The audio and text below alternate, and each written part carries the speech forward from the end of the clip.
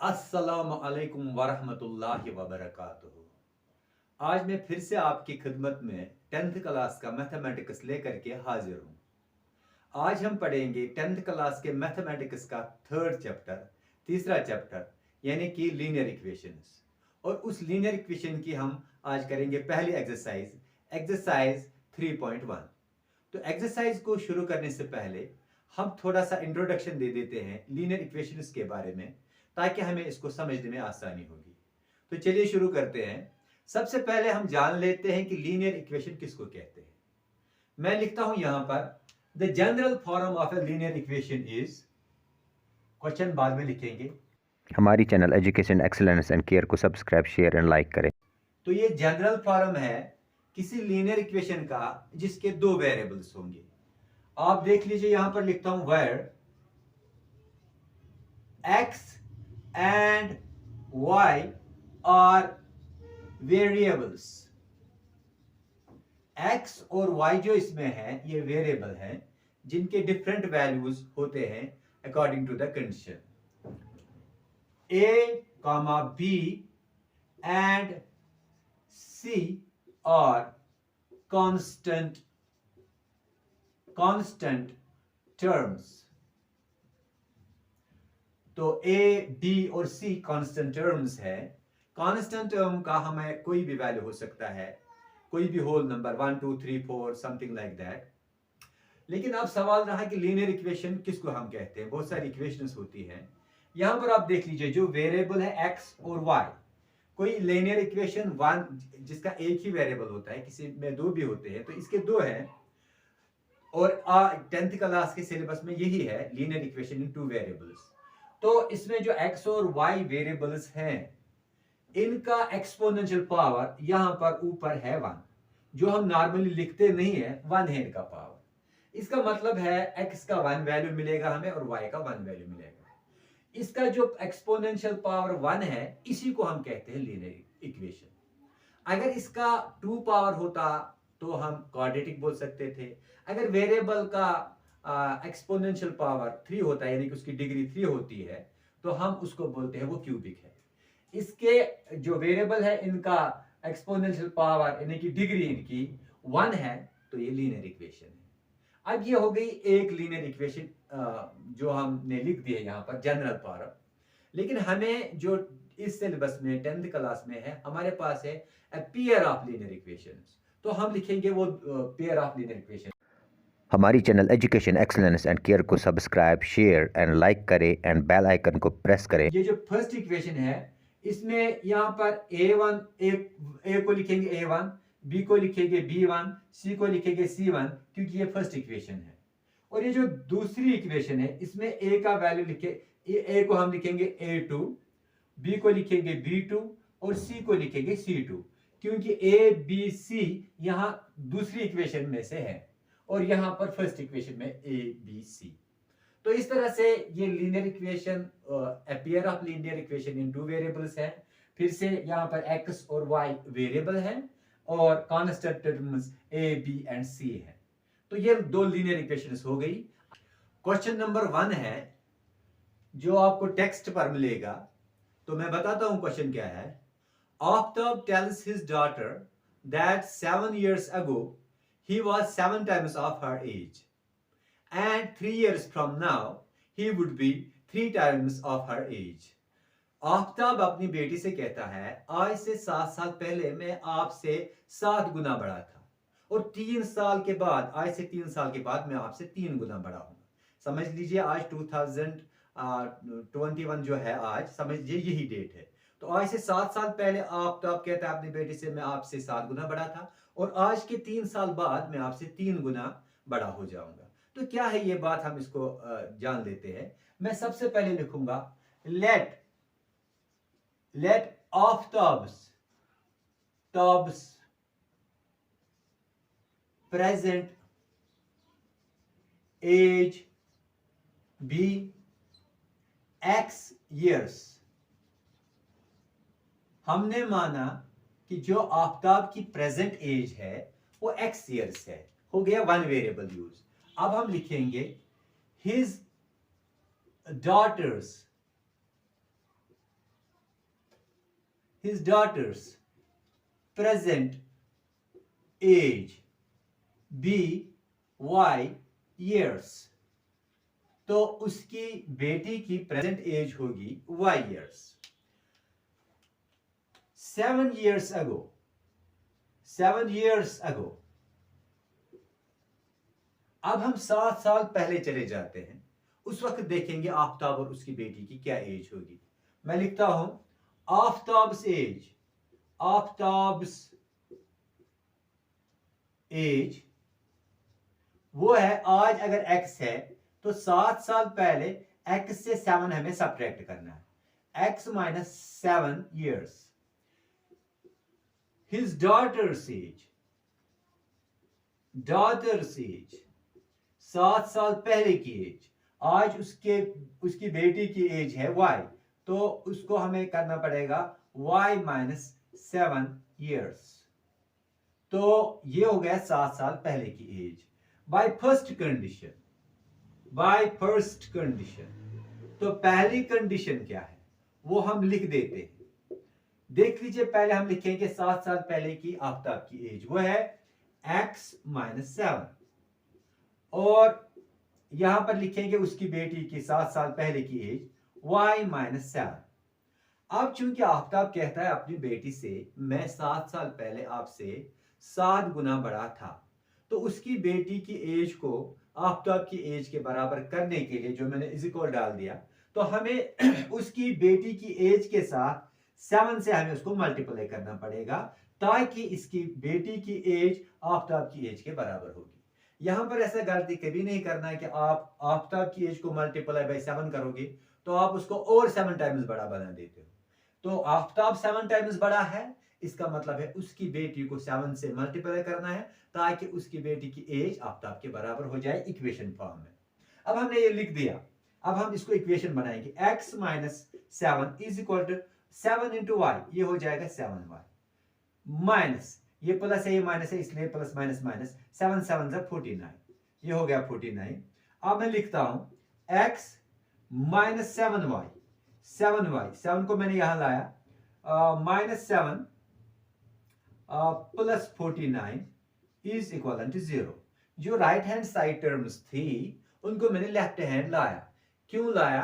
ताकि हम इसको स्टैंडर्ड फॉर्म वाली लीनियर इक्वेशन बनाए.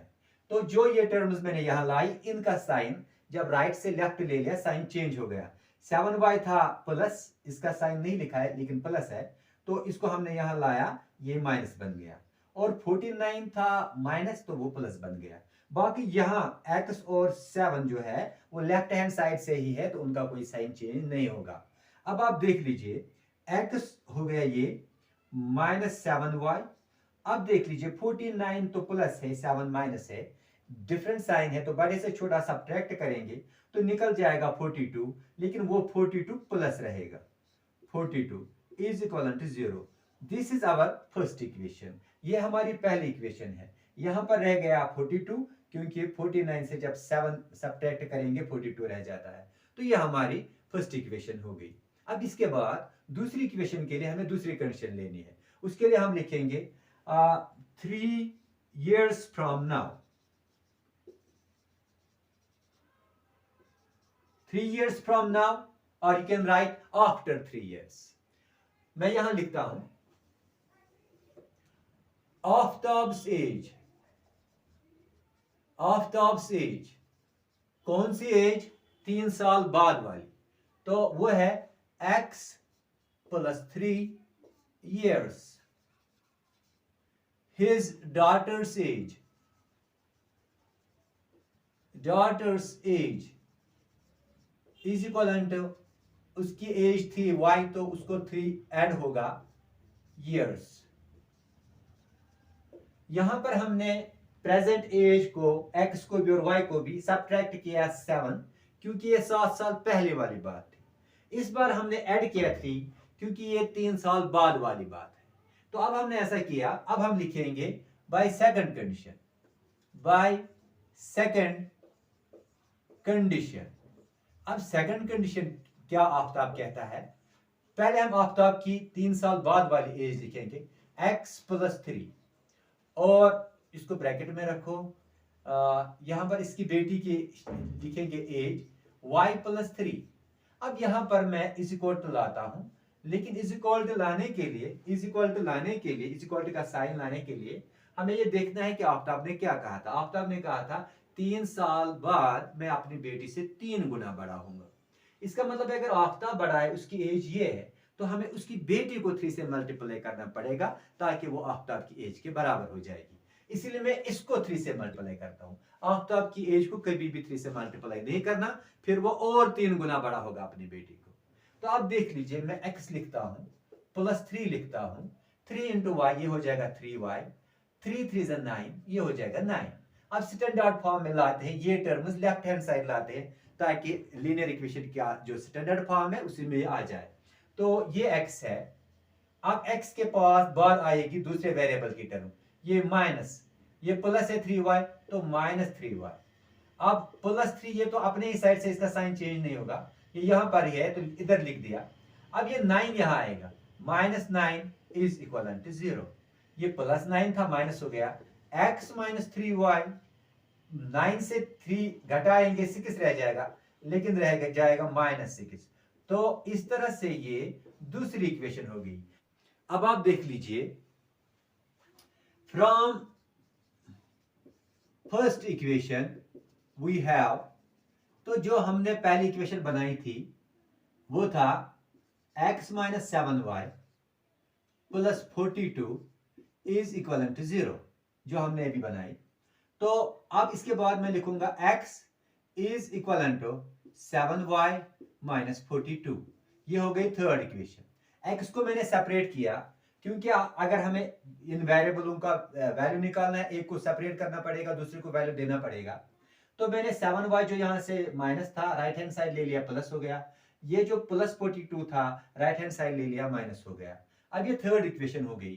अब मुझे इस y को वैल्यू देना है, और उस वैल्यू को देने के बाद जब मैं सॉल्व करूंगा तो x का वैल्यू निकल आएगा। लेकिन हमें सोचना है हम कुछ ऐसा वैल्यू दे दें जिससे हमें इसको ग्राफ पर रिप्रेजेंट करने में आसानी होगी। दूसरी बात ये कि वो आसानी तब होगी जब हमारे y और x के वैल्यूज करीब करीब हो। अगर y का वैल्यू 7 है तो x का वैल्यू 10 है, 4 है, 3 है, तो वो चलेगा। लेकिन ऐसा नहीं होना चाहिए कि अगर y का वैल्यू आप देंगे 5 और x का निकलेगा 500, तो बड़ा सा डिफरेंस इनमें नहीं आना चाहिए, क्योंकि हमें उसको फिर ग्राफ पर रिप्रेजेंट करने में आसानी नहीं होती। दूसरी बात, जहां तक पॉसिबल हो सके इस y को या एक वेरिएबल को वैल्यू देने में आप ये करेंगे कि कोशिश करेंगे कि पॉजिटिव वैल्यू ही आपको निकल आए और पॉजिटिव ही आप दे दें, ताकि आपका ग्राफ का एक ही साइड यूज हो। अगर आप ये नहीं कर सकते हैं तो दोनों वैल्यू दे सकते हैं, पॉजिटिव भी और नेगेटिव भी, लेकिन वैल्यू ऐसे हो कि आप उनको ग्राफ पर इजीली रिप्रेजेंट कर सकते हो। और इसके लिए कोई कानून नहीं है, कोई ऐसी बात नहीं है कि कौन सा वैल्यू देना है। आप एक वेरिएबल को कोई भी वैल्यू दे सकते हैं, कोई भी इंटीजर दे सकते हैं। तो अब मैं यहां पर लिखता हूं पुटिंग, अब मैं देता हूं y को वैल्यू, तो मुझे x का वैल्यू निकलेगा। Putting y is equal to 6 in third, तो थर्ड में मैं y का वैल्यू 6 नहीं 7 दे देता हूं, 7। तो x क्या निकल आएगा, x इज इक्वल टू 7, और ये हो गया 7 - 42, तो x इज इक्वल टू 7 7 जा 49, 49 - 42, x इज इक्वल टू 7। तो अगर मैंने y का वैल्यू 7 दे दिया, x का वैल्यू भी 7 निकल आया। अब इसके बाद अगर मैं y का वैल्यू 8 दे दूं तो फिर क्या होगा वो देख लेते हैं। Putting y is equal to 8 in third, वैसे 8 बड़ा हो जाएगा, 6 ही दे देते हैं क्योंकि ये थोड़ा छोटा हो जाएगा, तो मैंने 6 ही दे दिया। तो अब मैं दे देता हूं x का वैल्यू आएगा, x इज इक्वल टू 7 6 - 42, तो x हो जाएगा 7 6 42 - 42, तो x का वैल्यू निकल आएगा 0। तो अगर हमने ये दो वैल्यू दे दिए तो y के, तो हमें x के 2 वैल्यू मिले। हम 3 वैल्यू भी दे सकते हैं, आप अगर ट्राई कर लेंगे तो कर सकते हैं, तो एटलीस्ट 2 वैल्यू इनको दे दें। और ये आपकी मर्जी पर है कौन सा इंटीजर दो, लेकिन ये आसान होना चाहिए ग्राफ पर रिप्रेजेंट करना। फिर तो इस तरह से ये हो गया। अगर मैं इसका एक टेबल बनाऊं, आप देख लीजिए, मैं इसका एक टेबल बनाता हूं, सॉरी ये हो गया ऐसे, इतना ही टेबल बनाते हैं, 3 पार्ट। ये हो गया x, ये हो गया y। तो सबसे पहले मैंने y दे दिया 7, x निकल आया मुझे 7, फिर मैंने दे दिया दूसरा वैल्यू 6 और x निकल आया मुझे 0। तो ये हो गया पहला टेबल। अब इसके बाद ये थी पहली इक्वेशन। अब हम दूसरी इक्वेशन की बात करते हैं।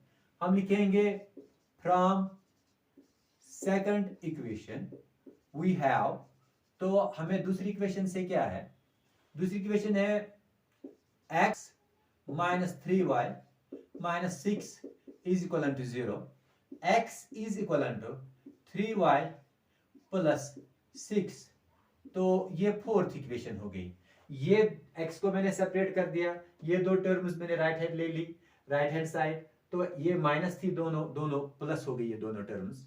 तो अब मुझे फिर से y का कोई वैल्यू देना है, तो x का निकल आएगा। Putting y is equal to, y का क्या वैल्यू दूं मैं, चलिए 0 दे देते इन 4। तो 4 में मैंने y का वैल्यू 0 दे दिया। x is equal to 3 into 0 plus 6, anything multiply by 0 becomes 0, so x is equal to 0 plus 6, now x is equal to 0। तो इस तरह से x का वैल्यू 6 निकल गया। अब दूसरा वैल्यू दे देते हैं, putting y is equal to 1 and fourth -1 भी दे सकते हैं, तो वैसे हो जाएगा ज्यादा आसान, मगर मैं प्लस ही प्रेफर करूंगा। तो x is equal to 3, 1 plus 6, x is equal to 3 plus 6, x is equal to 9। तो अब इसका एक टेबल बना दे देते हैं। ये हो गया इसका टेबल, ये x है, ये y है। पहले मैंने y का x का वैल्यू दे दिया, पुटिंग y का वैल्यू दे दिया 0, तो x का वैल्यू 6 निकल आया। और फिर दूसरा वैल्यू दे दिया y का 1 और x का वैल्यू आ गया मुझे 9। तो इस तरह से आप इनको ग्राफ पर रिप्रेजेंट करना है। अब आप देख लीजिए, ये है x एक्सिस और ये है y axis, Cartesian coordinate plane, इससे पहले भी आपने ड्रा किया है। तो अब हमें ये पॉइंट्स रिप्रेजेंट करने हैं। देखिए x का वैल्यू है, पहले टेबल को हम देख लेते हैं, ये दूसरा टेबल है। x का वैल्यू है 7, y का भी है 7। तो देख लीजिए आप, ये हो गया x का वैल्यू 7 और ये हो गया y का वैल्यू 7, दोनों प्लस है। ये नेगेटिव वाला साइड है, तो नेगेटिव कोई वैल्यू है ही नहीं। तो जब आप ग्राफ पेपर पर देखेंगे तो यहां से x7 से एक लाइन निकलती होगी, वो आगे जाती होगी ग्राफ पेपर पर, और यहां से भी एक लाइन निकलती है और वो भी ऐसे ग्राफ पेपर पर आगे जाती है। तो जहां पर ये दो लाइनें मिलती होंगी उसी को हम कहते हैं 7 7। ये 7 7 मैं बाद में लिख देता हूं। दूसरा है 0 6, x का वैल्यू 0, y का वैल्यू 6। x एक्सिस पर ये है 0 और y का वैल्यू है 6। तो इस वक्त हमें x का वैल्यू 0 है, कुछ नहीं है, तो y का वैल्यू 6 है, तो इसलिए ये पॉइंट हमें चूज करना पड़ेगा। तो अब हमारे पास ये मैं लिख देता हूं 0 6 और इसका नाम है ये पॉइंट का, ये है 7 7। तो अब हम इन दो को ज्वाइन करते हैं, इन दो लाइनों को, पॉइंटों को। आप स्केल से करेंगे, क्योंकि मैं हाथ से करता हूं तो थोड़ा सा इसमें सही भी नहीं होगा, ये थोड़ा सा इसमें हम नहीं बता सकते, लेकिन एक आइडिया मिल जाता है। तो ये हो गया पहला, तो ये टेबल तो हो गया। अब दूसरे टेबल का x6 y0, तो x6 वो हो गया 6 यहां पर, y0 यानी कि y को ऊपर नीचे नहीं जाना है, तो यही पॉइंट है, तो ये पॉइंट बन जाएगा। मैं यहां लिखता हूं 6 x का वैल्यू y का 0, यानी कि इस पॉइंट के लिए। अब इसके बाद x का वैल्यू 9, y का वैल्यू 1, x का वैल्यू 9, y का वैल्यू 1। ये हो गया 9 यहां पर, y का वैल्यू हो गया 1, ये देख लीजिए 9, और ये हो गया 1। तो यहां से एक लाइन निकलती होगी और यहां से भी ग्राफ पेपर पर तो जहां पर वो मिलती होंगी, ये मैं दिखा रहा हूं डॉटेड लाइन से, तो जहां पर वो मिलती है वो पॉइंट तो ये है, तो ये हो गया, इसका वैल्यू है 9 1। तो अब ये दो पॉइंट हो गए, एक तो ये, दूसरा ये, इनको भी हम ज्वाइन करेंगे। यहां से मैं नहीं लिखता हूं 9 1, मैं इन दो पॉइंटों को ज्वाइन करता हूं।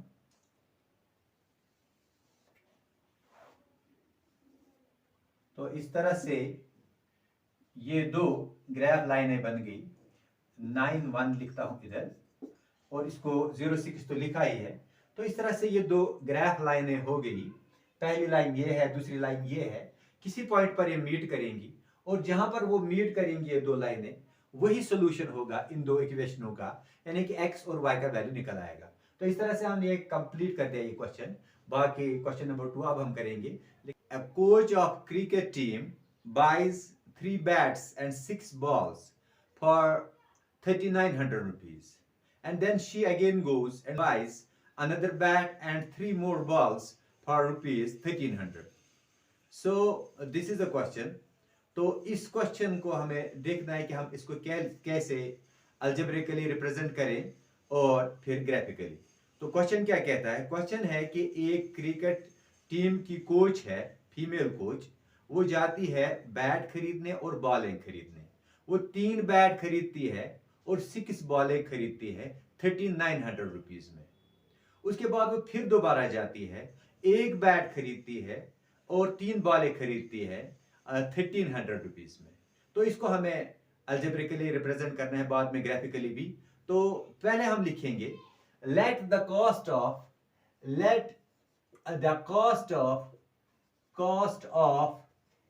Each bat be rupees x. हम मान लेते हैं कि एक बैट की कीमत रुपीज एक्स होगी। इसी तरह से and cost of each ball be rupees y. तो हर एक बॉल की कीमत होगी rupees y. According to first condition मैं लिखूंगा बाय फर्स्ट कंडीशन। पहली कंडीशन वो क्या है? वो ये है कि जब वो पहले 3 बैट और 6 बॉलें खरीदती है 3900 में, तो मैं लिखता हूं ऐसे rupees x plus rupees y is equal to rupees 3900।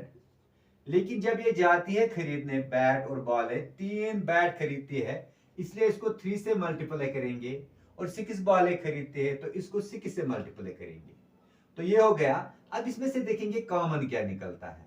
इसमें से निकलेगा रुपीज 3 कॉमन निकलेगा, ब्रैकेट में x रहेगा, प्लस 6 में से 3 जब कॉमन निकला तो वहां पर 2 रहेगा और y साथ रहेगा, इज इक्वल टू रुपीज 3900। अब ये इसमें से कॉमन निकला, मैं लिख सकता हूं x plus 2y is equal to rupees 3900। ये 3 जो मैंने यहां कॉमन निकाला था उससे इसको डिवाइड होगा रुपीज 3। तो जब ये रुपीज कैंसल, 3 1 जा 3 होगा, 3 3 जा 3 1 जा 3 3 3 जा और 2 0 साथ रहेंगे। x plus 2y is equal to 1300। अब ये 1300 में लेफ्ट हैंड साइड लेकर आता हूं, तो मैं लिखता हूं x plus 2y minus 1300 is equal to 0। तो ये पहली इक्वेशन हो गई। अब इसके बाद दूसरी कंडीशन होगी bye second condition. Second condition क्या है मैं बताता हूं। दोबारा ये जाती है, पहले मैं लिखता हूं rupees x plus rupees y is equal to rupees 1300। दोबारा जब ये खरीदने जाती है बैट और बॉलें, ये एक बैट लेकर आती है तो इसको 1 से मल्टीप्लाई होगा, और 3 बॉलें लेकर आती है तो इसको 3 से मल्टीप्लाई होगा, और टोटल इसको देने पड़ते हैं 1300 रुपीज। तो ये दूसरा एक्सप्रेशन मैंने लिखा। अब इसमें से क्या कॉमन निकलेगा? सिर्फ रुपीज को मैंने कॉमन निकाला, ये हो जाएगा 1 इंटू एक्स, तो 1x होगा, प्लस 3 इंटू वाई, 3y होगा, और इज इक्वल टू रुपीज 1300।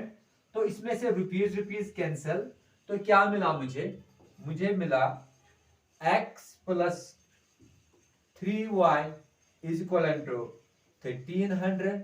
अब ये 1300 मैं लेफ्ट हैंड साइड ले आता हूं, तो 1300 वहां प्लस था, यहां माइनस बन गया। ये हो गई दूसरी इक्वेशन, ये हो गई दूसरी इक्वेशन। तो ये था इसका अलजेब्रिक मेथड। अब आप देख लीजिए ग्राफिकली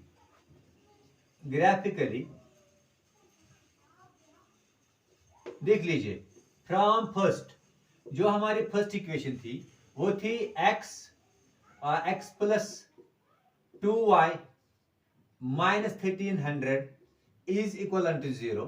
तो अब हम इस x को right hand side left hand side लिखते हैं और बाकी टर्म्स को हम राइट हैंड साइड ट्रांसफर करते हैं, 2y plus 1300।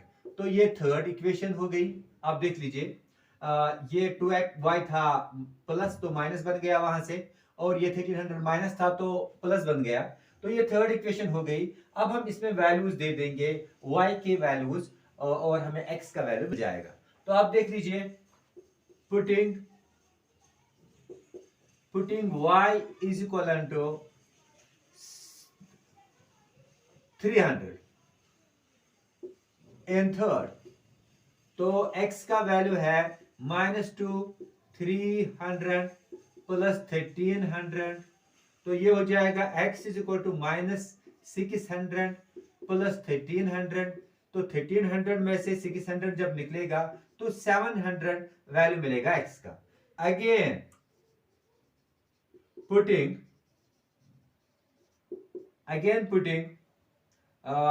y is equal to 300 पहले वैल्यू दे दिया, अब हम देंगे 400, सॉरी, तो अब हम देंगे 400 इसका वैल्यू, 400 इन थर्ड। तो थर्ड इक्वेशन ये है, ये x इज इक्वल टू -2, इसके बदले 400 और प्लस 1300। तो ये हो जाएगा x is equal to -800 plus 1300। तो 1300 को अब सब्ट्रैक्ट करेंगे 800, तो रह जाएगा 500। तो x का वैल्यू 500 निकला। इसके बाद हम क्या करते हैं, इसको यहां से रब करते हैं जो हमने पहले लिखा था।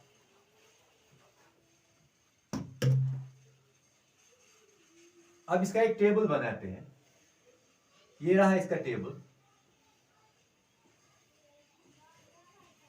ये x है, y है। तो सबसे पहले जो हमने y का वैल्यू दे दिया 300 दे दिया, तो x 700 निकल आया, फिर 400 दे दिया, x 500 निकल आया। तो ये पहले इक्वेशन के लिए हमने टेबल बनाया, इसी से हम ग्राफ ड्रा करेंगे। अब सेकंड इक्वेशन है, फ्रॉम सेकंड वी हैव, तो जो दूसरी इक्वेशन थी वो क्या थी, वो थी x plus 3y minus 1300 is equal to 0। ये दूसरी इक्वेशन थी।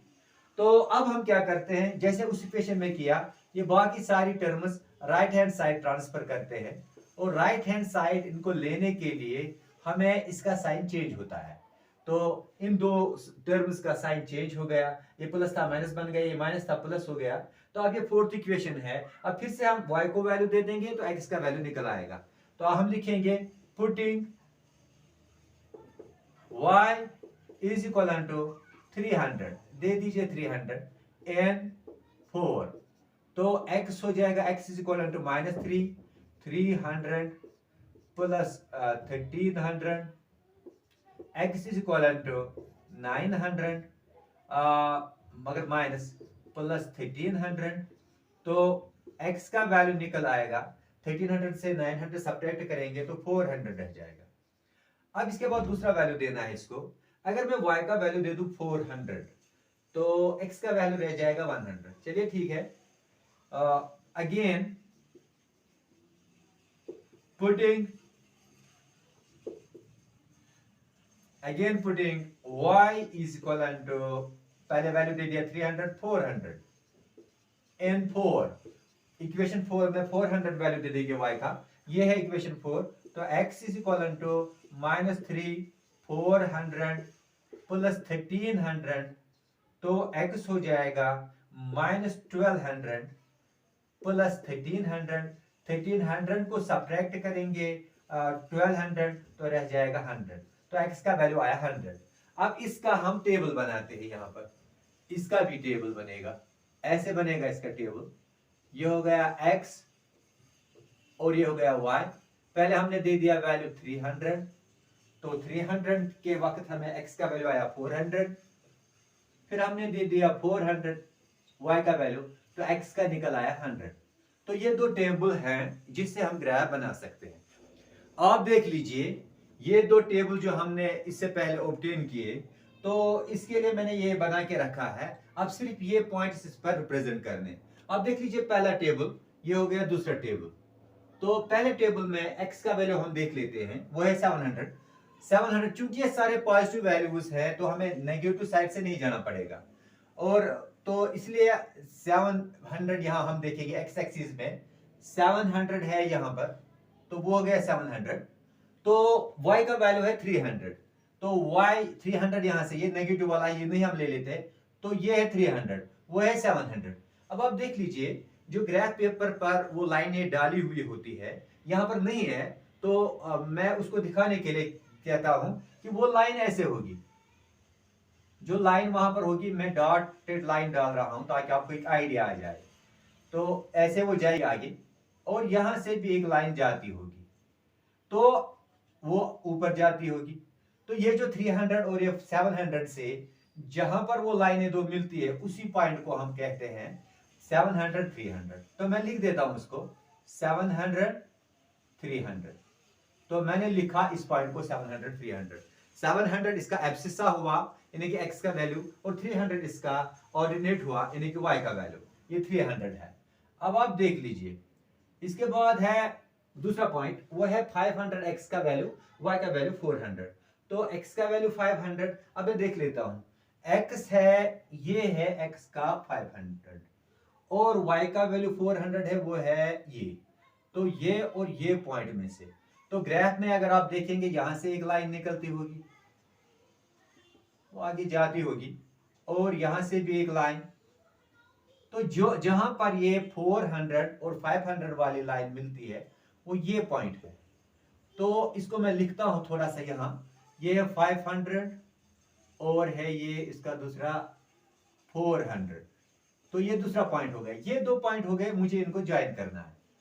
तो मैं इनको ज्वाइन कर रहा हूं, और ऐसे एक लाइन निकलेगी। चूंकि हमें इनको सॉल्यूशन बाद में नहीं निकालना है, ये पॉइंट में थोड़ा सा हट के लिखता हूं 700 और 300।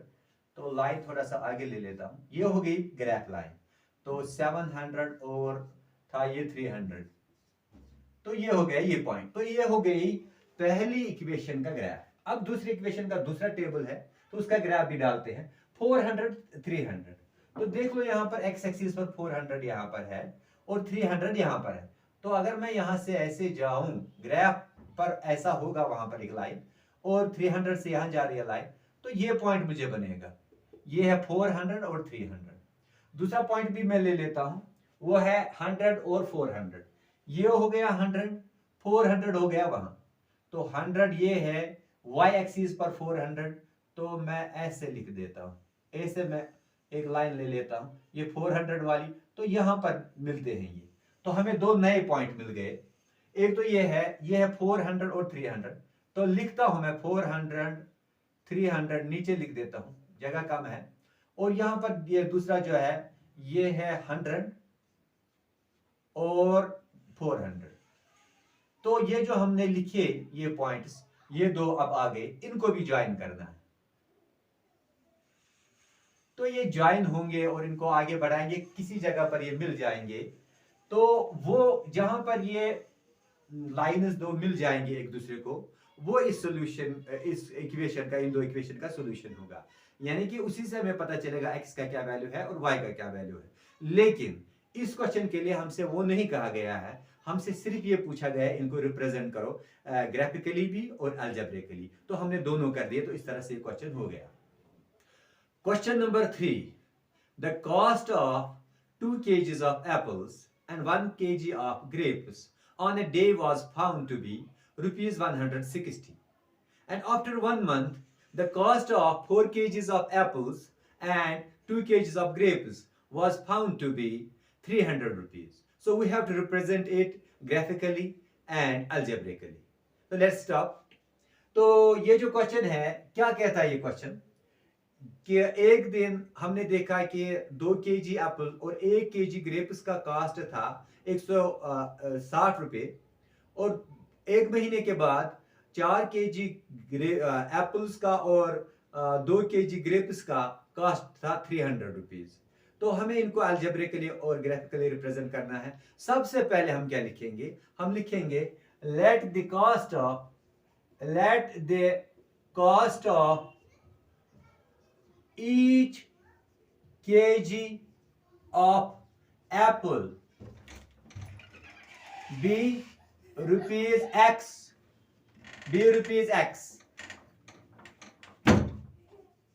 and the cost of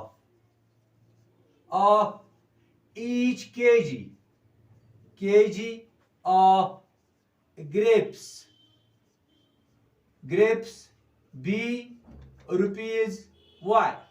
तो हमने माना 1 केजी एप्पल का कॉस्ट रुपीज एक्स होगा और 1 केजी ग्रेप्स का कॉस्ट रुपीज वाई होगा। अब हम लिखेंगे कंडीशन बाय फर्स्ट कंडीशन। पहली कंडीशन क्या है वो हम लिख देते हैं, वो ये है, मैं लिखता हूं rupees x plus rupees y is equal to rupees 160। तो हमने पहले 2 केजीज एप्पल लाए थे तो इसको 2 से मल्टीप्लाई करते हैं, और 1 केजी ग्रेप्स लाए थे तो 1 से इसको मल्टीप्लाई करते हैं, और टोटल हमें उस वक्त कॉस्ट मिलता 160 रुपए। तो वो मैंने लिख दिया। अब इसमें से रुपीज काट देते हैं, ऐसे भी काट सकते हैं लेकिन हम थोड़ा सा डिफरेंट लिखेंगे। 2x रुपीज कॉमन निकालेंगे तो यहां आएगा 2 इंटू एक्स 2x, और यहां आएगा 1 इंटू वाई 1y, हम इसको सिर्फ y लिखेंगे, is equal to rupees 160। Rupees cancel, 2x plus y is equal to 160। अब मैं इस y 160 को राइट हैंड साइड ले आता हूं, left hand side, plus y minus 160 is equal to 0। So this is our first equation. ये हमारी पहली इक्वेशन हो जाती है। अब दूसरी कंडीशन हम लिखेंगे बाय सेकंड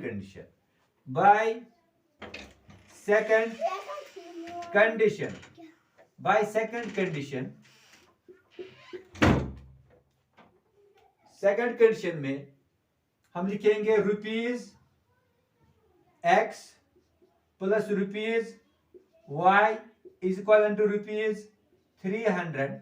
तो सेकंड कंडीशन में हमें कहा गया है कि 4 केजी एप्पल है इसलिए इसको 4 से मल्टीप्लाई करेंगे, और 2 केजी ग्रेप्स है इसलिए इसको 2 से मल्टीप्लाई करेंगे। अब इसमें से कॉमन निकालेंगे, इसमें कॉमन ज्यादा निकलेगा, 4 और 2 का कॉमन फैक्टर है 2, इसलिए मैं लिखता हूं रुपीज 2 मैं बाहर निकालता हूं, और 2 यहां पर 4 में से रह जाएगा, 2x plus y is equal to rupees 300। अब 300 में से अब मैं नेक्स्ट स्टेप में 2x plus y is equal to rupees 300, इसको ये रुपीज 2 से डिवाइड करता हूं तो रुपीज कैंसिल, 2 1 जा 2 हो जाएगा। तो ओवरऑल निकलेगा इसमें निकलेगा हमें 2x plus y is equal to 150। ये 150 में लेफ्ट हैंड साइड ले लेता हूं तो ये बन जाएगा माइनस 150 इज इक्वल टू 0। तो ये हमारी दूसरी इक्वेशन हो गई। अब आप देख लीजिए जो हमारे पास 2 इक्वेशंस थी, तो मैं पहली ले लेता हूं from first equation we have. तो मैं पहली इक्वेशन लिख देता हूं, वो था 2x plus y minus 160 is equal to 0। अब मैं यहां से x को सेपरेट करूंगा या y को, लेकिन इस पार्ट में मुझे y को ही सेपरेट करना अच्छा रहेगा, क्योंकि अगर मैं x को सेपरेट करना चाहूंगा तो फिर ये 2 जो इसके साथ है x के साथ, दूसरे साइड से वो डिवाइड में चला जाएगा। उसको कैलकुलेशन करना आपके लिए थोड़ा सा मुश्किल है, हमारे लिए नहीं। तो इसलिए मैंने इसको और ज्यादा सिंपल बनाया, तो y को सेपरेट किया क्योंकि इसका कोएफिशिएंट 1 है, तो इसके लिए ज्यादा आसान है। तो y मैंने लिखा। अब यहां मैं ले लेता हूं माइनस 2x प्लस 160, ये थर्ड इक्वेशन हो गई। 2x था प्लस, यहां माइनस बन गया राइट हैंड साइड, 160 था माइनस, तो वहां प्लस बन गया। अब यह हमारी थर्ड इक्वेशन है। अब हम x को कोई भी वैल्यू दे देंगे तो y का वैल्यू निकल आएगा। मैं लिखता हूं putting x is equal to 50 in third में मैं x का वैल्यू 50 दे देता हूं। y is equal to minus 250 plus 160, y is equal to minus 100 plus 160, y is equal to 60। तो हमें, मैंने पहले भी कहा है कि हमें वैसा वैल्यू देना है कि दोनों का एक जैसा हो, थोड़ा सा ही फर्क हो। और ये बात भी जहन में रखनी है कि हमें इसको फिर ग्राफ पर रिप्रेजेंट करना है, इसलिए कुछ वैसा ही वैल्यू एक वेरिएबल को देना है, और ताकि सिमिलर वैल्यूज हो जाए। तो ये मैंने दे दिया y का वैल्यू 50। अब दूसरा दे देता हूं, सॉरी x का, तो दूसरा वैल्यू दे देता हूं पुटिंग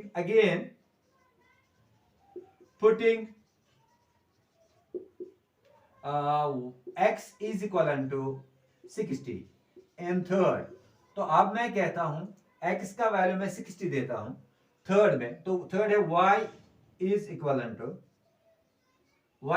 टू माइनस 2, x के बदले मैं दे देता हूं 60 और प्लस 160, ये हो गया। तो y हो जाएगा y is equal to minus 120 plus 160, तो y हो जाएगा 40। तो y का वैल्यू हमें 40 मिल गया जब हमने इसको मल्टीप्लाई किया। अब इसके बाद हमें आगे बढ़ना है कि हम इसका एक टेबल बनाते हैं।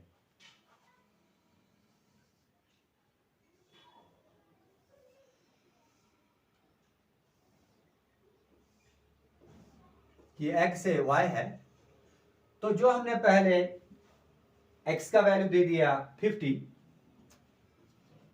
y का वैल्यू निकल आया 60, फिर x का दे दिया 60, y का वैल्यू निकल आया 40। तो इस तरह से ये हो गया। अब हम लिखेंगे दूसरी equation. From second equation we have, अब हमारी जो दूसरी इक्वेशन है, ये पहली इक्वेशन थी, तो दूसरी इक्वेशन है 2x plus y minus 150 is equal to 0। तो इसके बाद हम फिर से y को सेपरेट कर देते हैं, माइनस 2x इधर ले लेते हैं, ये प्लस था तो माइनस हो गया, प्लस 150। अब ये फोर्थ इक्वेशन हो गई। ये फोर्थ इक्वेशन में x का वैल्यू दे देते हैं, putting x is equal to 40 in fourth, y is equal to minus 240 plus 150, y is equal to minus 80 plus 150, y is equal to 70। तो x का वैल्यू दे दिया 40, y का निकल आया हमें 70। दूसरा वैल्यू दे देते हैं, और मैंने कहा 3 वैल्यू भी दे सकते हैं, लेकिन at least 2। Again, putting x is equal to 50 and fourth, तो फोर्थ में हो जाएगा y is equal to minus 250 plus 150, y is equal to minus 100 plus 150, y is equal to, ये हो जाएगा 50। तो इस तरह से ये दूसरा वैल्यू भी दे दिया। यहां पर हम टेबल बना देते हैं।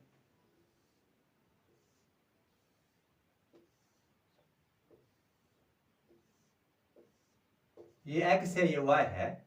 तो पहले हमने दे दिया वैल्यू वो x का 40, y निकल आया हमें 70, तो फिर दे दिया हमने 50, y निकल आया हमें 50। तो इस तरह से हमने दो टेबल बना दिए हैं। तो आप इसका ग्राफ खुद ही ड्रा करेंगे। वैसे ही ये पॉइंट्स देंगे एक्स एक्सिस और वाई एक्सिस पर, तो इसका ग्राफ आप ग्राफ पेपर पर बनाएंगे। तो इस तरह से ये जो एक्सरसाइज थी इसको हमने कंप्लीट कर दिया।